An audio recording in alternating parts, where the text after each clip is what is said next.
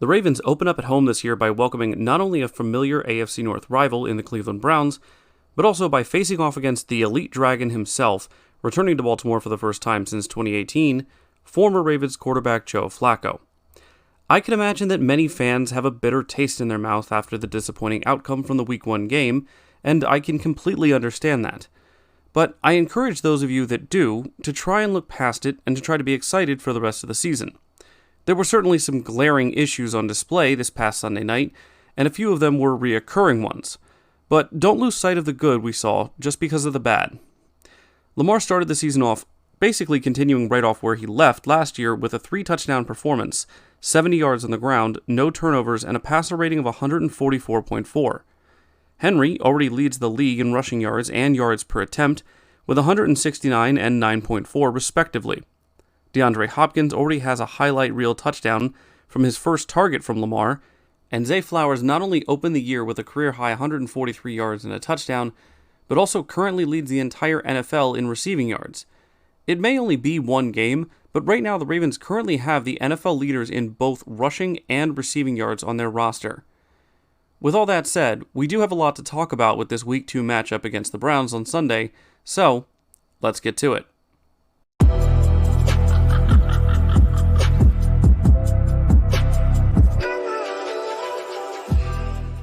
Welcome in everyone, this is Jordan with Ravens Flash Report. If you guys do enjoy this Week 2 preview video, please go ahead and give it a like.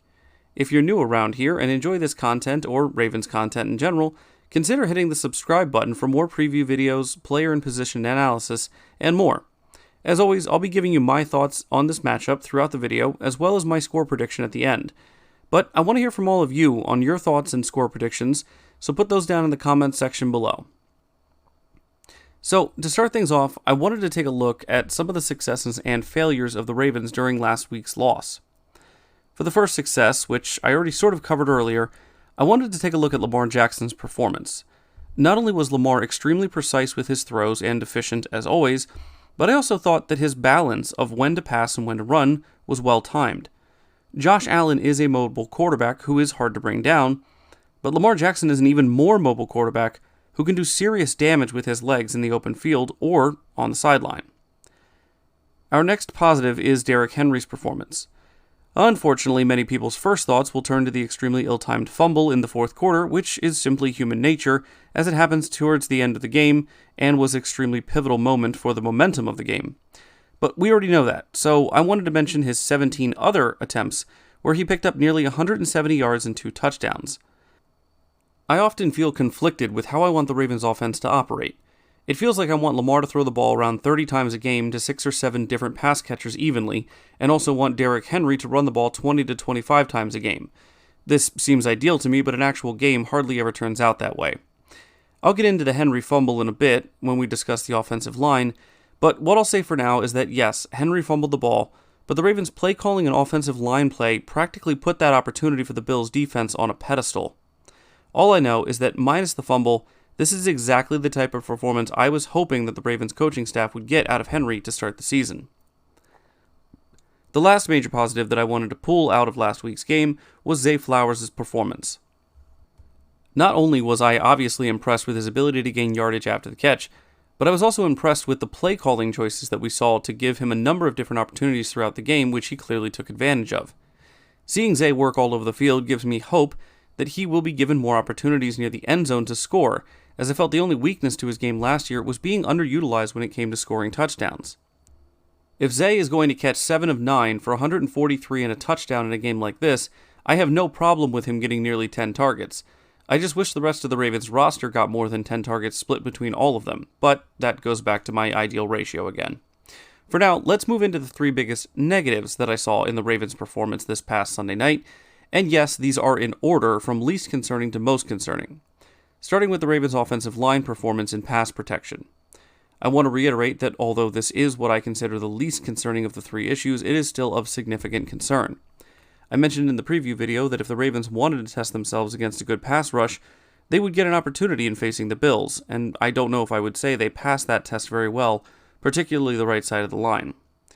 I could of course take the opportunity to rightfully bash on Faalele, as I'm sure everyone else already has and will, but while his performance was the obvious low point on the offensive line, I don't know if anyone other than Stanley or Linderbaum would be proud of their performance. My particular concern is obviously that this offense and entire team's fate is inherently tied to the health of Lamar Jackson, and therefore keeping a clean pocket for him to throw from and pressure out of his face is an extremely high priority.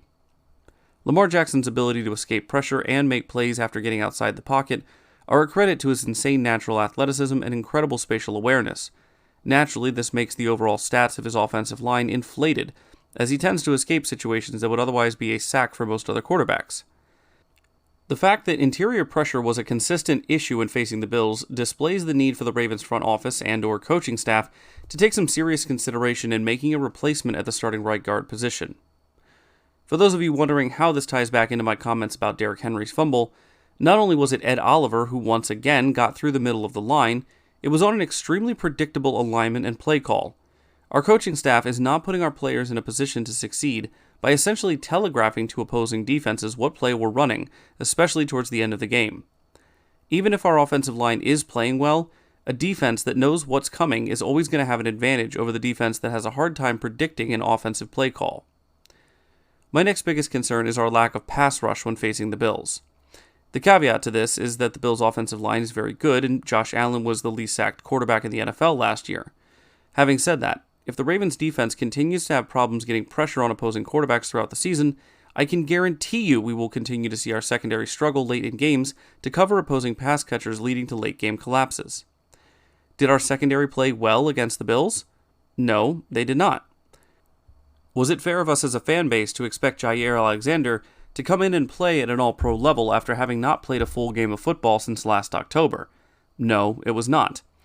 And if we are going to put a high level of expectation on the Ravens secondary, which on paper looks like one of the best in the league, that same level of expectation should be placed on the Ravens pass rush, which not only finished second in the league last year in total sacks, but added to that talented room by drafting both Mike Green and Aeneas Peebles. Blame should be cast evenly to those deserving of it, not merely to those that seem the most obvious target. But while talking about the most concerning issue from Week 1 loss to the Bills, the most obvious target does indeed deserve the largest share of the blame, and that's the coaching staff, primarily John Harbaugh. Admittedly, I had championed Harbaugh throughout most of his tenure as the Ravens head coach, but after starting this channel and delving more deeply and objectively into the Ravens organization, stats, and underlying trends, I can no longer in good faith make a case for Harbaugh's continuous late-game blunders.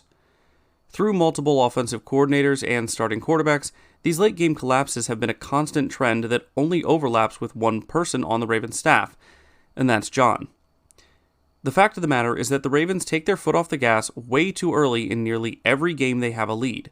Running out the clock is not an option when your defense is exhausted during the first full game of the season, having played 30 more snaps than the offense. To compound this issue, the Ravens offense is instructed to employ the most basic and obvious running plays for 2 downs and then throw it on 3rd down. Every single time. The 2 main reasons this issue is the most concerning for me is that it impacts every aspect of the game, and there is no fixing it until either John realizes his mistakes or he is let go from the team, and honestly, I can't see the former happening before the latter at this point. But now, let's shift from what the Ravens did in their first game of the season and take a look at what the Browns did right and wrong in their Week 1 game against the Cincinnati Bengals. Starting with the positives yet again, the Browns' run defense was extremely stout as always, allowing only 46 rushing attempts and 1 touchdown on 23 attempts, 21 of which were coming from the Bengals' lead back, Chase Brown. Joe Flacco continues to find success checking it down to his running backs, hitting rookie Dylan Sampson 8 times for 64 yards, which, funny enough, was more than twice his rushing yard total for the game, despite leading the backfield with 12 carries. Flacco isn't just checking it down, though, as he threw it all over the field for a total of 45 times. He is for sure going to be testing that secondary late in the game, especially if the Ravens once again have a lead towards the end of it. So, obviously Joe isn't afraid to sling it, but he may also complete a pass or 2 along the way to a Ravens player like he did when facing the Bengals, where he was picked off twice. Now, neither interception was entirely Flacco's fault, as both hit the receivers in the hands. However, the ball placement for both was pretty far off, so it wouldn't have been an easy catch for either to make in the first place. Flacco also still suffers from his horrible pocket awareness and is limited as ever in his mobility both inside and outside the pocket, While he was only sacked 2 times by the Bengals, it could have easily been 3 or 4 times. The Browns' offensive line also got no push against Cincinnati's D-line when it came to the run game and opening up gaps, and if the Ravens see the same level of ineffectiveness in the Browns' run game, we need to be able to capitalize off of it by getting pressure on Flacco and getting some tackles for loss against their running backs. Now, there are a number of areas the Ravens will be successful in particular against this Browns team, and one of those is in the Ravens' run game. Just because the Browns held the Bengals to 46 total rushing yards does not mean that they will be able to do that with Derrick frickin' Henry and Lamar Jackson. The Bengals' run game and the Ravens' run game are not the same. Another potential advantage is that even though Myles Garrett is still an absolute force on the Browns' defense, I don't really think anyone else scares me when it comes to their ability to put pressure on Lamar Jackson.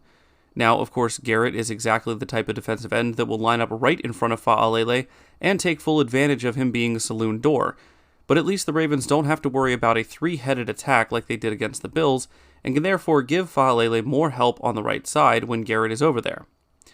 The Ravens' offense is also a very different kind of offense than the Bengals in that they bring a more balanced approach of run versus pass than the Bengals. The Bengals, and in particular Chase Brown, ran the ball 14 times in the first half for 43 yards, and only 7 in the second half for 0 yards. If anything, the Ravens have shown more of a tendency to run the ball later in the game than they have in giving up on it, even if they are down the score, and with Henry in the backfield, who can really blame them? Where the Ravens will struggle against the Browns is if they allow themselves to lose the time of possession battle. I say allow themselves because, while it can be great to have an efficient offense that can get down the field quickly, there is a facet of equivalent exchange to that. The less time your offense is on the field, regardless of whether they put up points or not, means more time for your defense to be out there. As I stated earlier, the Bills' offense not only won the time of possession battle by nearly 10 minutes, they were able to run nearly 30 more plays during that time. In the first half, both the Ravens and Bills ran 30 offensive plays. In the second half, however, the Ravens only ran 22 offensive plays while the Bills ran 51, or roughly the same amount as Baltimore did for the entire game. This disparity is not a recipe for success, and the Bills not only outgained the Ravens' offense massively towards the end of the game, they had the ball for roughly 20 minutes in the second half to Baltimore's 10. It's no wonder that the Ravens couldn't hold the lead when they couldn't keep a drive going longer than 2 minutes and 12 seconds, or for more than 4 plays. Penalties are another way in which the Ravens can put themselves on the back foot in this matchup and allow the Browns to hang around. The only silver lining here is that the Browns actually had just as many penalties as the Ravens did in their first game of the season, and for similar penalty yardage. Now, just like with the Ravens, there are some ways in which the Browns can find success in this game as well as make it harder on themselves. One of those routes to success brings up the previously mentioned check-down option for Flacco. Our linebackers were a bit of a question mark before the season, and the Bills game did nothing to quell any of those fears of the abilities of that position group, especially when it comes to coverage. Another way the Browns could find success is the previously mentioned struggles on the right side of our offensive line. While yes, we could exert more resources to assist both Fa'alele and Rosengarten, should they struggle against Garrett or others, that means that we are potentially opening up ourselves elsewhere along the line. If the Browns can find a way to exploit the fact that we have to commit more to the failings of our right side, it might be a long day for Stanley, Voorhees, and Linderbaum. I genuinely think this wouldn't be a bad approach for the Browns because, even this early in the season, I can't help but think that this weak spot for the Ravens' offense is obvious to other teams, and it wouldn't be hard to overwhelm the other parts of the line with a bit of creativity on some blitzes. The final option I'll bring up as far as a weakness the Browns could potentially exploit is in the pass game. The Ravens' secondary is good, but their endurance isn't there yet at this point in the season, and so if Flacco has another game where he throws the ball 45 times, we may see more of that lack of endurance exposed, especially if they line up in a prevent defense allowing easy yardage. Now, while there are a few ways that the Browns could try and make things difficult for the Ravens in this game, there are far more areas where they could be facing an uphill battle. One of those areas is dealing with how the Ravens choose to deploy the versatility of their offensive firepower. We saw in their game against the Bills that the Ravens can score on the ground or through the air from pretty much anywhere on the field and at pretty much any point during the game. With Pro Bowl level players like Flowers and Andrews, along with all pro players like Lamar and Henry, it's already a nightmare trying to defend them on any given play. Throw in a few X-Factor guys like Bateman, Hopkins, Hill, and Mitchell, and this offense goes from pick your poison to take whatever poison we give you. I have mentioned before Flacco's lack of mobility, and truth be told, I think Josh Allen's mobility was just as much of a problem for the Ravens' pass rush as the Bills' top-tier offensive line. Neither of these are the case for the Browns, and while Nnamdi Madubuike was the only Raven to get a sack in Week 1, I can see at least 3 or 4 of our players getting their shots to bring Flacco to the ground behind the line of scrimmage this Sunday. One final problem facing the Browns in this upcoming game that I'll bring up is that the Ravens players are coming into this game angry as hell. They know that they should have won that game Sunday night and had multiple opportunities to put the Bills away, but instead they let it slip through their fingers. Unfortunately for the Browns, they just so happen to be the next name on the schedule, and will be getting a Ravens team that's going to take all of that anger out on them in front of a home crowd that will be practically calling for a blood sacrifice from this team. And seeing as it's the Browns, I can imagine the Ravens players will be all too willing to make that happen. For anyone thinking Joe's return to Baltimore is going to be anything other than a nice shout-out at the stadium, some handshakes, and smiles before the game, let me be the one to burst that bubble. Yes, Joe will be greeted warmly, but it's been 6 years since he was a Raven, and with how last year ended as well as last week, the Ravens are going to be out for blood, and it doesn't matter who's in front of them. I'll always appreciate Flacco for what he did while in Baltimore, but he's not only the Ravens' opponent this week, he's also the starting quarterback for a division rival. So, wishing him health, but I'm sorry, Joe, we got to take you down in your return to Baltimore. Let's get to the offensive and defensive breakout performers. For this game's offensive breakout performer, I'm picking Rashad Bateman to have a big game on Sunday in the Ravens' home opener. He saw only 4 targets in Week 1 and caught 2 of them for 10 yards. But with all eyes on Flowers and Henry after last week, I think Bateman has a chance to make some big plays for our offense. I'm predicting Bateman to haul in 6 receptions on 8 targets for 80-plus yards and a touchdown. On the defensive side of the ball, I'm expecting a different Kyle to put his stamp on this game. My defensive breakout performer is Kyle Van Noy, who had a fairly quiet game in Buffalo, but should see more success going against this Browns O-line at the bank. For KVN, I'm predicting 3 quarterback hits, 2 tackles for loss, and a sack that will create a big third down stop for this defense. I know that I may be in the minority with my take on the Ravens so far this year, but despite falling apart at the end of Week 1 against the Bills, my hopes are still sky high for this team. They showed what their offense could do through just 3 quarters, and if the defense isn't forced to be out there for 80-plus plays trying to hold on to a lead, I have faith in their ability to make plays and get stops when we need them. I almost got the winner right for last week, but I underestimated the final score by about 30 points. This week, I still have the Ravens winning in their first game at the bank, denying Flacco the coveted honor of beating every team in the NFL, as the Ravens are the only ones that he hasn't won against. And for the final score, I may be underestimating the Ravens' offense once again. But for their first AFC North matchup of the year, I'm predicting a slightly lower score, with the Ravens coming out on top of the Browns 27-17. Don't let the results of Week 1 leave a sour taste in your mouth for too long. This is a long season, and the Ravens are a very competitive team. We need to tighten up on some issues, as all teams do, but I'm looking forward to watching an exciting season. If you are too, and you enjoyed this preview video, leave a like on it. I appreciate it. Subscribe if you're new around here, and let me know your final score predictions down in the comments section below. And as always, guys, stay safe out there. Go Ravens.